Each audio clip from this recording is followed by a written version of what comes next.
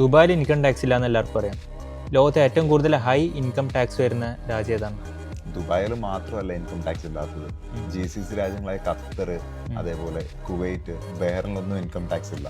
ഇനിയിപ്പോൾ ലോകത്തിലെ ഏറ്റവും ഹയസ്റ്റ് പേ ഉള്ള ഇൻകം ടാക്സ് നോക്കുകയാണെങ്കിൽ 5th വരുന്ന ഇറ്റലിയാണ്. ഇറ്റലിയിൽ പേഴ്സണൽ ഇൻകം ടാക്സ് വരുന്നത് 47% ആണ്. 47%.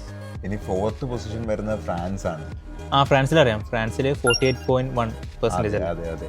ഇനി 3rd പൊസിഷൻ വരുന്നത് ഹംഗറിയാണ്. ഹംഗറിയിൽ 48.2% ആണ് പേഴ്സണൽ ഇൻകം ടാക്സ് വരുന്നത്. അതിനുശേഷം 2ാം സ്ഥാനത്ത് വരുന്നത് ജർമ്മനിയാണ്. ജർമ്മനിയിൽ ഇൻകം ടാക്സ് വരുന്നത് 49% ആണ്. 15ന്റെ അടുത്തെത്തി.